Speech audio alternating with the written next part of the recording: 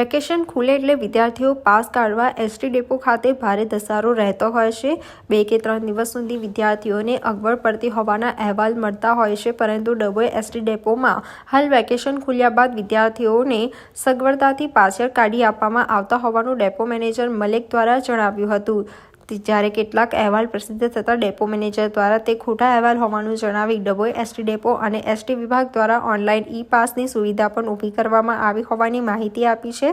સાથે ડભોઈ નગર અને તાલુકાની તમામ કોલેજ શાળામાં વિદ્યાર્થીઓને ઈ પાસની માહિતીગાર કરવા કાર્યક્રમો પણ શરૂ થયા હોવાનું જણાવ્યું હતું। સાહેબ, હવે આમાં આજ રોજ કંઈ જૂનો વિડીયો વાયરલ થયેલો છે, પણ પરિસ્થિતિને અનુરૂપ આજ રોજ મારે પાસની બારીની ઉપર કોઈ પણ જાતની લાઈન નથી, બરાબર છે। અને મેં આ વિદ્યાર્થીઓના એની અંદર મેં 3 કાઉન્ટર ચાલુ કરેલા છે, એ લેડીઝ વિદ્યાર્થીની તેમજ જેન્ટ્સ વિદ્યાર્થીઓ, તેમના બંનેના પાસ કાઢવા માટે 3 કાઉન્ટર ચાલુ કરેલા છે। અને હાલમાં પણ હમણાં પણ મારી પાસની કાઉન્ટર ઉપર કોઈપણ જાતની લાઈન નથી, એ સરળ રીતે પાસ નીકળે જ છે।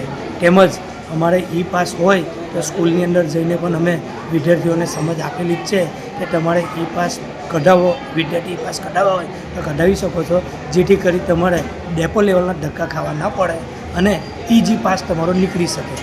કેટલા સ્ટુડન્ટ રોજ પાસ કાઢે? રોજ લગભગ સાહેબ અમારી ગણતરી મુજબ તો હમણાં તો જો ઓછું થઈ ગયેલું છે, મોટાભાગના સ્ટુડન્ટોના પાસ નીકળી જ ગયેલા છે। તેમ છતાં તો પણ અમારે 100ની આસપાસનો સ્ટુડન્ટ થાય જ છે રોજના રોજ।